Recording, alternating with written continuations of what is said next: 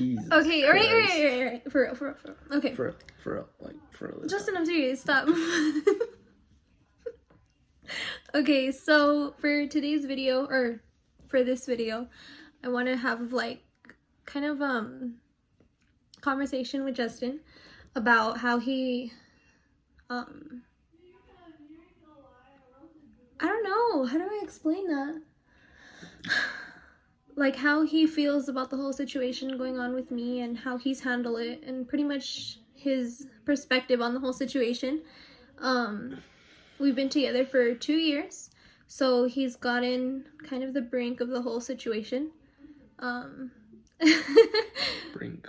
We started dating a year after I had my spine surgery, so he wasn't there for all of that and all of that craziness. However, he was there. He's been here since all of my back and forth appointments to Phoenix and so forth, whatever.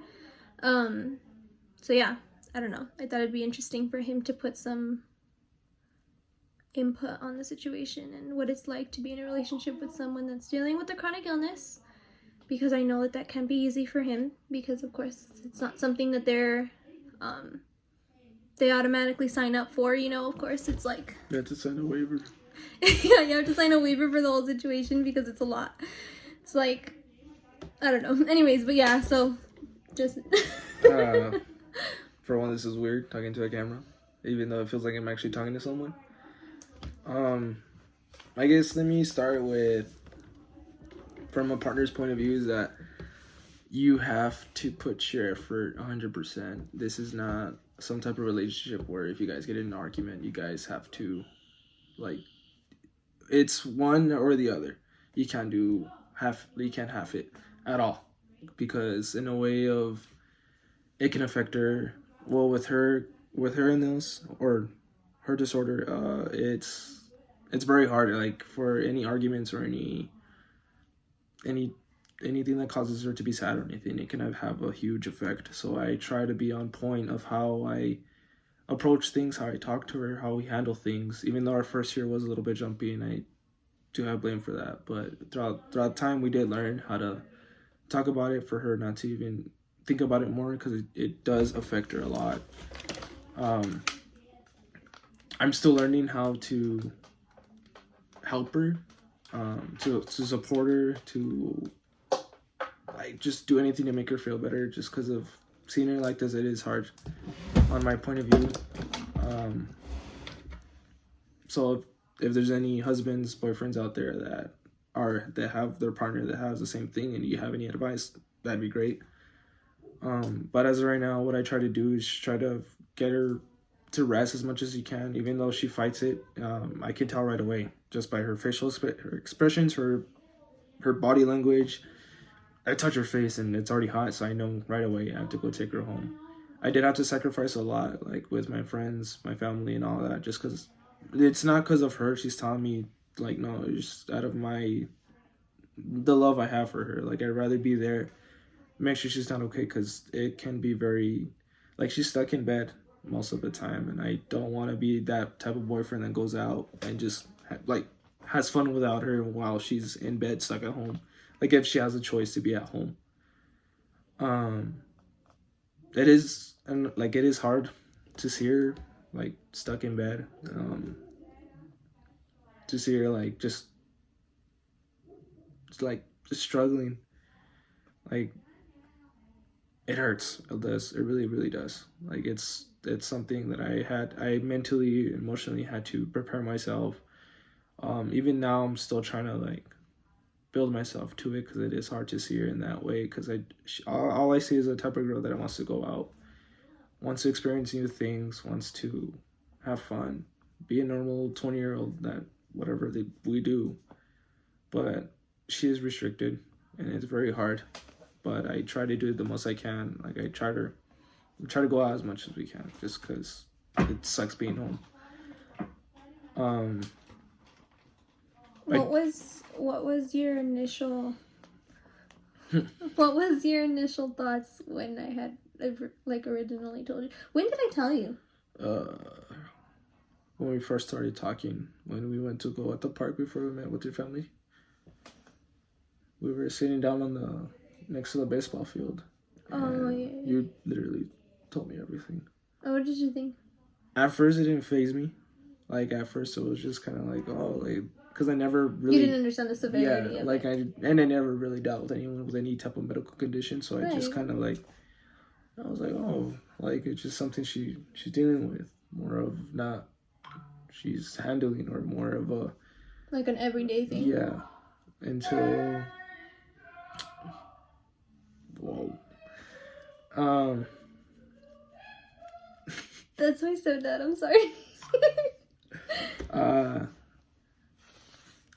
I didn't know until maybe your first panic attack.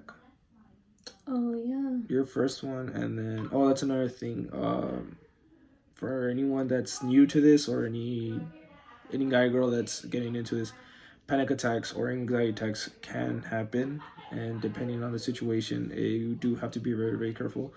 Like, for one, she can't drive. Like, she does get numb. She does, like, her eyes kind of water up and she can't see. Like, it just, her body just reacts in a different way, and it can be very dangerous. So you just try to be there as much as you can. For anyone with a panic attack or anxiety attack, depending on who they are, how they respond, either give them enough space or be there exactly for them. Ariana just depends on the situation, because sometimes when it can be to the point where if you're too close, she can't breathe.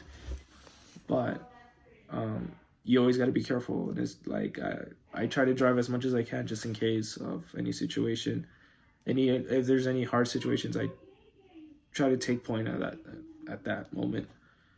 But going back into where I didn't first realize it was her first panic attack, and her first where she actually had to stay a full day at home just because of how bad her headaches were. You guys don't understand what this girl goes through, the amount of medications she's been going through, the amount of appointments she's been going through, and the amount of doctors that told her the same exact thing and not have done anything different but prescribe new medication that have no effect at all. I guess somewhat like the one thing you guys gotta understand, as a like, if you are a partner in this situation, physically you can't do much. You can't make that go away, but you can be there for her emotional support, for anything that, like, she's gonna feel down. She's gonna feel like she's the one, or he's the one, that's not allowing you to do certain things or is restricting you, but that's not the case. It's, if you're there because you love them and you want to be there to support them. That's why, for my friends like who are watching this, that's why I'm never with you guys, is because I'd rather be with her and make sure she's 100% every day, because I'd rather do that. And like I said, I'd rather not be that type of guy that goes out while she's suffering, because who am I to be that? And this girl's done a lot more than what a healthy girl can do. I've been in past relationships where they come nothing compared to her, even though she's dealing with all of this. And to me, that says a lot. So why can't I do the same while she's doing the same exact thing, but with a lot more pressure and a lot more just weight on her shoulders? Like, she'll still put more. So that's why I would rather be here. That's why I'm literally here right after work, even though I worked a 12-hour shift, a 13-hour shift. I would rather be here. It's a different experience, but it's worthwhile and it's worth learning. You do have to be careful of, like I said, of how you in certain situations talk to them, react with it, approach it. Yeah, really approach it, because if in a full-on argument, or if like she's going through something rough, you have to make sure she doesn't hit rock bottom, because when she does, not only she's hitting that type of emotion, but physically, like, it's gonna put a toll on her. It can cause panic attacks. It can cause very, very, very horrible migraines, and you guys don't understand how severe. Severity. Yeah, very severe. Like, it's to the point where she can't even get up. It literally puts a toll on her body. So you do have to be aware of everything. I do have my days where I feel like I'm not 100%, where I do feel like I'm not putting the effort that I usually do. Um, but she still appreciates everything that I do, even though sometimes I feel like I just farted and just kind of like, just kind of, just simple stuff. But yeah, you do everything because I do everything because I love her, because I'm well aware of what she's going through. And I've told her that for the next couple appointments, which she goes every 3 months, every 3 months, because I do plan on being with this girl forever. I do plan. That's why I'm learning this, because at some point we are going to be on our own, and I'm going to be the one responsible of that. So the more I learn, the more I approach this, the more I'll be okay to take care of her and be able to be her foundation. So it's another thing. If you guys do plan to be with that person for the rest of your life, and then you are aware of the car malformation, just know Chiari. Sorry, still having trouble pronouncing it. They can never pronounce it. I always pronounce it wrong too. It's okay. Last time we pronounced it calamari, so yeah, you did. There's that. But you do have to be aware of what you're gonna be getting on your plate, not only emotionally but also financially. So that's why I'm trying to get a career, just so I can support her in that standpoint. And in no way, like, is he saying that I won't support myself, because I will. I am. No, she's a full-time student, so yeah. And he does everything he can for me, and I appreciate that extra support, even though I've learned how to do things on my own, like having him with me and having him care as much as he does and put aside so much to be there for me. It means a lot to me, like a lot more than I can explain, because I mean, besides my like immediate family, like he's the only other person that understands that and is willing to just pretty much, I don't know, be there for me the way that my family is.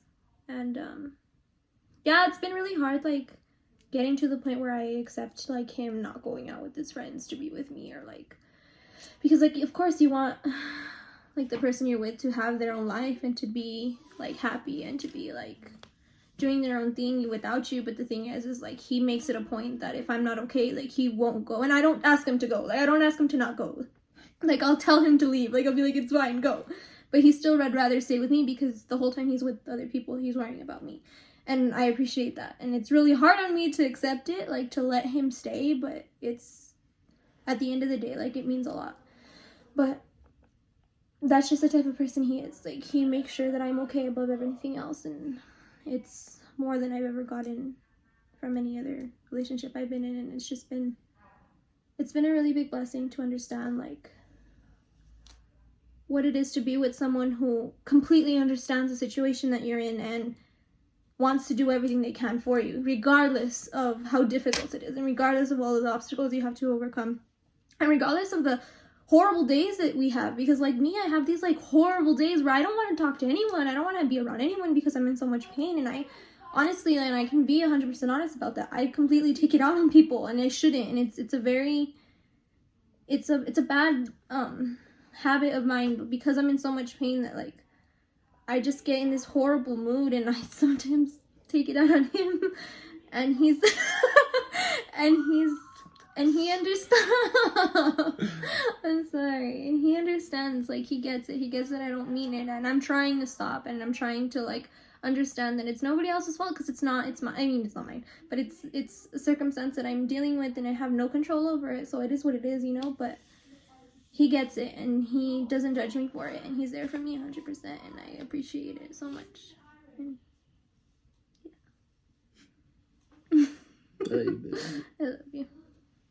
But yeah, that's basically the most vague way we can put it.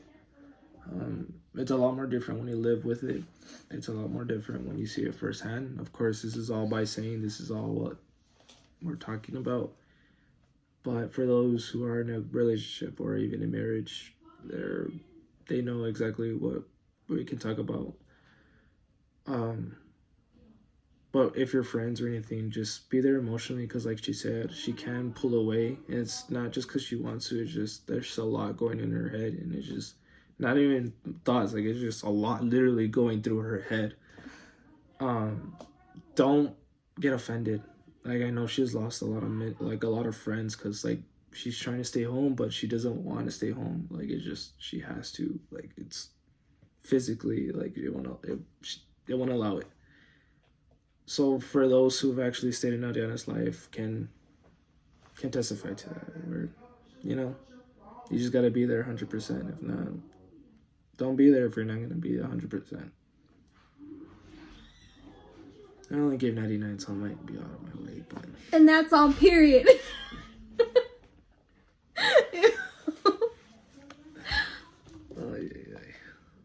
But yeah, so there's that aspect of it.